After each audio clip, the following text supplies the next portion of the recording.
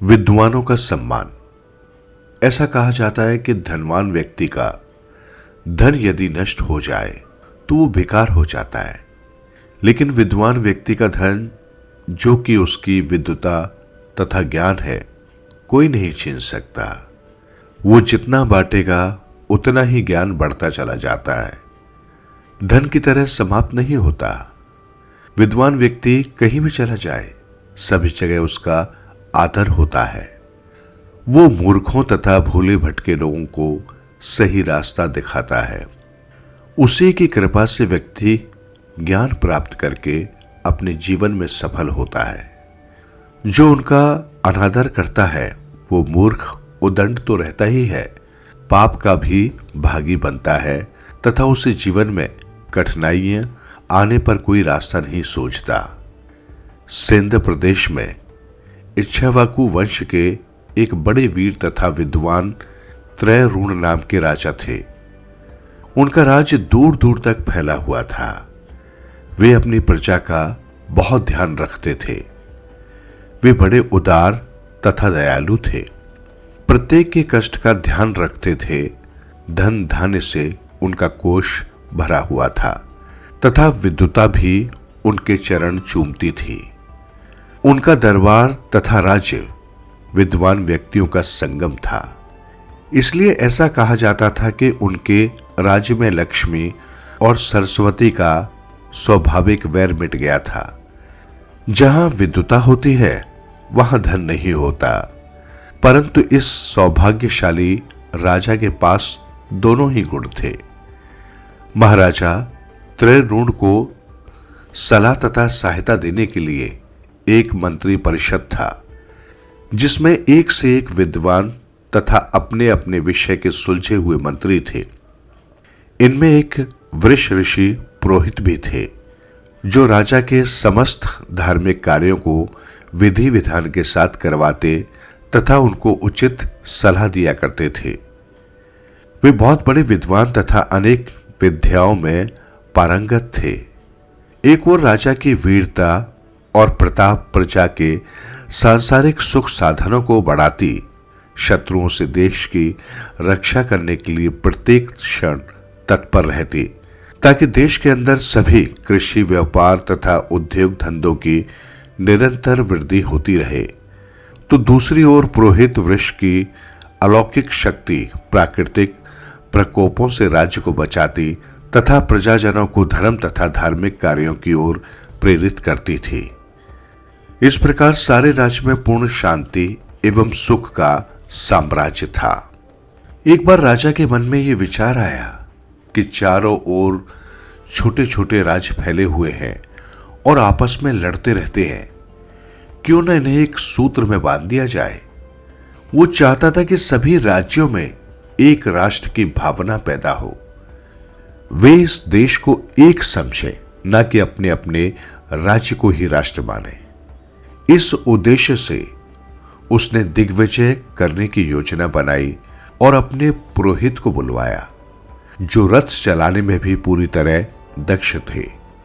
राजा ने उनको अपनी इच्छा बताई और यह आग्रह किया कि वे उनके सारथी बने, ताकि शत्रुओं से उनकी रक्षा भी होती रहे तथा समय समय पर रण क्षेत्र में उन्हें उचित मार्गदर्शन भी मिलता रहे। पुरोहित जी ने अपने राजा की इच्छा को स्वीकार कर लिया। राजा ने अपने आप को अत्यंत अनुग्रहित समझते हुए पुरोहित जी को धन्यवाद दिया। अनेक दिनों तक युद्ध की तैयारियां होती रही। पहले 4 प्रकार की सेना हुआ करती थी: हाथी, घोड़े, रथ तथा पैदल। इसे चतुरंगिणी सेना कहा जाता था। सभी प्रकार के अस्त्र शस्त्रों से लैस होकर सेना तैयार हो गई। राजा ने भी एक वीर योद्धा का बाना पहन लिया। शरीर पर लोहे का भारी भरकम कवच तथा सिर पर शिरास्त्रण अर्थात लोहे का टोप, एक हाथ में भाला और दूसरे हाथ में धनुष तथा पीठ पर तीरों से भरा हुआ तुणीर। पुरोहित जी, जो हमेशा वृक्षों की छाल अथवा अन्य साधारण वस्त्र पहनते थे, आज वीर पुरुषों की वेशभूषा में थे। वे भी कवच तथा शिरस्त्राणा धारण किए हुए थे तथा रथ में घोड़ों की रास पकड़े आगे बैठे थे। शुभ मुहूर्त में दुदन भी तथा नगाड़े आदि बजाए गए और विजय यात्रा के लिए सेना चल पड़ी। महाराज की सेना जिस ओर भी जाती, विजय उनके चरण चूमती। अनेक राजाओं ने बिना युद्ध किए बहुमूल्य भेंट सामग्री के साथ महाराजा की शरण ली और उनके विचारों से सहमति प्रकट की। कुछ राजा ऐसे भी थे जो अपने बल में मदमत थे। उन्होंने महाराजा की सेना से दो दो हाथ करने की ठानी और परास्त हुए। महाराजा त्रयरूण ने भी उन सभी राजाओं को पुत्र के समान समझा। उन्हें समझा बुझाकर अपनी प्रजा के साथ अच्छा व्यवहार करने का आदेश दिया तथा उनके कोष एवं अन्य संपत्ति तथा प्रजा के किसी प्रकार के भी धन को हाथ नहीं लगाया। परिणाम यह हुआ कि चारों ओर उनकी जय जयकार होने लगी। जहां भी जाते राजा और प्रजा सभी उन्हें चारों ओर से घेर लेते, उन पर फूल बरसाते तथा प्रशंसा के गीत गाते। इस प्रकार सभी प्रदेशों को जीतकर उन्हें एक राष्ट्र की भावना में बांधकर महाराजा त्रयरूण अपने राज्य में वापस आए। उनकी राजधानी उनके स्वागत के लिए खूब सजाई गई। जगह जगह स्वागत द्वार बने थे तथा सुगंधित जल और फूलों की वर्षा हो रही थी। सारा नगर इतना शोभायमान था कि बस देखते ही बनता था। राज्य की सारी जनता महाराजा के जुलूस की शोभा देखने के लिए उमड़ पड़ी। चारों तरफ उत्साह और प्रसन्नता का वातावरण था कि अफसोस रंग में भंग पड़ गई। अति उत्साह में जुलूस देखने को उतावला एक ब्राह्मण बालक रथ के पहिए के नीचे आ गया और मृत्यु को प्राप्त हुआ। जुलूस वहीं ठहर गया। चारों ओर शोर मच गया। दुख की लहर दौड़ गई। सभी महाराज और उसके सारथी को दोष देने लगे। महाराज बड़े न्यायप्रिय थे। उन्होंने प्रजा के नायक को ही अपना न्यायाधीश मान लिया और वही न्यायालय लगा दिया। महाराज और उनके सारथी दोनों ने अपने अपने तर्क रखे। प्रजा आपस में बंट गई थी। कुछ राजा को दोषी कहती थी और कुछ उनके ऋषि पुरोहित को। राजा ने अपने पक्ष में ये तर्क दिया। पुरोहित रथ को चला रहे थे, वे तो केवल उसमें बैठे हुए थे। उन्हें तो इस बात का ज्ञान ही नहीं था कि रथ कैसे चल रहा था। रथ चलाने का पूरा उत्तरदायित्व सारथी का है। उन्हें ही इस बात का ध्यान रखना चाहिए था कि कोई नागरिक रथ के नीचे ना आने पाए। ऋषि तुल्य पुरोहित जी बोले, जब युद्ध होता है तो यद्यपि उसे सैनिक जीतते हैं, लेकिन विजय का सेहरा राजा के सिर पर ही बांधा जाता है। इस प्रकार इस समय रथ तो मैं चला रहा हूं, लेकिन रथी तो राजा ही है। इसलिए इस बालक की मृत्यु के लिए वे ही उत्तरदायी हैं। निर्णायक भ्रमति हो गए। दोनों ही तर्क अकाट्य थे, परंतु अंत में राजा के प्रति मोह और उनकी सत्ता के प्रभाव ने निर्णय को राजा के पक्ष में ही कर दिया। पुरोहित जी दोषी माने गए। उन्होंने प्रतिवाद में मौन धारण कर लिया तथा कुछ देर पश्चात भगवान से प्रार्थना की तथा वैदिक मंत्रों का गान प्रारंभ किया। अचानक ब्राह्मण बालक जी उठा। चारों ओर पुरोहित जी की जय जयकार होने लगी, लेकिन पुरोहित जी बहुत रोकने पर भी उस राज्य में नहीं रुके और किसी दूसरे राज्य की ओर चल दिए। पुरोहित को वेद में राष्ट्रगोप कहा गया है, अर्थात जो राष्ट्र के सभी गोपनीय वेदों को जानता है।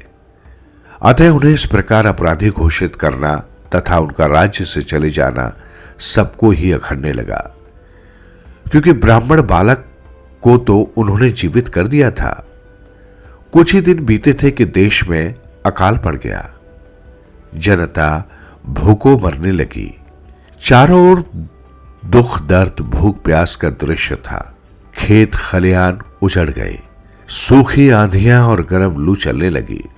बीमारी और भूख से लोग बिन आई मौत मरने लगे। महाराज भी बहुत परेशान थे। आखिर उन्होंने ये निर्णय किया कि इस सब का कारण पुरोहित जी का देश छोड़कर जाना ही है। प्रजा भी पुरोहित जी को वापस बुलाने की मांग करने लगी। महाराज ने सब दूतों को बुलवाया और आदेश दिया कि वे पुरोहित जी को कहीं से भी ढूंढ कर लाएं। जहां कहीं भी वे मिले उन्हें बड़े आदर और सम्मान के साथ नम्रता पूर्वक वापस लेवा कर लाए। दूत चारों ओर दौड़ पड़े और कुछ ही दिन में उन्हें एक पास के ही राज्य में ढूंढ लिया गया। उन्हें राजा का संदेश सुनाया गया तथा हाथ जोड़कर दूतों ने प्रार्थना की कि वे वापस अपने राज्य में चलें। उन्होंने राज्य की दुखपूर्ण दशा का भी वर्णन किया। ब्राह्मण का हृदय तो दूसरों की पीड़ा देखते ही पिघल जाता है। क्षमा और सहनशीलता उनका गुण है। वे तुरंत वापस आ गए और महाराज के समक्ष उपस्थित हो गए। महाराज उन्हें देखते ही हाथ जोड़कर उनके चरणों में लेट गए और क्षमा मांगते हुए प्रार्थना की कि प्रजा को उनके कष्टों से उबारें। तब पुरोहित जी ने राजा को समझाया, उनके चले जाने से यज्ञ और अन्य धार्मिक कर्म आपने और आपकी प्रजा ने करने बंद कर दिए थे, जिससे देवता क्रुद्ध हो गए। इंद्रदेव जो वर्षा के देवता हैं, जब उन्हें यज्ञ न होने के कारण आपकी ओर से किसी भी प्रकार की भेंट मिलनी बंद हो गई, तो उन्होंने वर्षा भी नहीं की। परिणाम स्वरूप खेतों में अन्न का दाना भी नहीं उपजा। जमा पूंजी कब तक खर्च होती, एक दिन वो भी समाप्त हो गई। घरों के चूल्हे भी बुझ गए और अग्निदेव पूरी तरह शांत हो गए। लोग भूखों मरने लगे। अतः पुनः यज्ञों को प्रारंभ किया जाए तथा अन्य धार्मिक कर्म भी शुरू किए जाए। इस प्रकार अग्निदेव की पुनः पूजा प्रारंभ हुई और पुनः प्रजा में सुख शांति की वृद्धि होने लगी।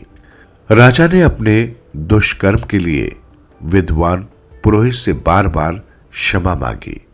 वे कहने लगे, राजा होने के गर्व में चूर होकर मैंने आपका बहुत अपमान किया, फिर भी आप चुप रहे। आपने मृत बालक को जीवन दान देकर मेरे ऊपर बहुत बड़ा उपकार किया है। आप जैसे महान विद्वान, क्षमाशील तथा प्रजा का सदा ध्यान रखने वाले ऋषि का मैंने अनादर किया, जिस पाप का परिणाम मेरी प्रजा को भोगना पड़ा। और अब आपने पुनः अपने सद्गुणों का परिचय देते हुए मेरी प्रजा को दुखों से उबार लिया। मैं सदा आपका ऋणी रहूंगा। पुरोहित ने चरणों में झुके राजा को उठाकर अपने गले से लगा लिया और केवल इतना कहा, पुरोहित होने के नाते ये तो मेरा कर्तव्य है।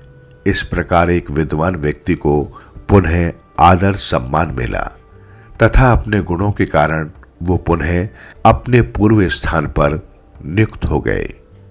इसलिए ये कहा जाता है कि विद्वान व्यक्ति का कभी अपमान नहीं करना चाहिए। शुद्ध और पवित्र बनो तथा परोपकार में जीवन जियो। दूसरों का भला करते रहो।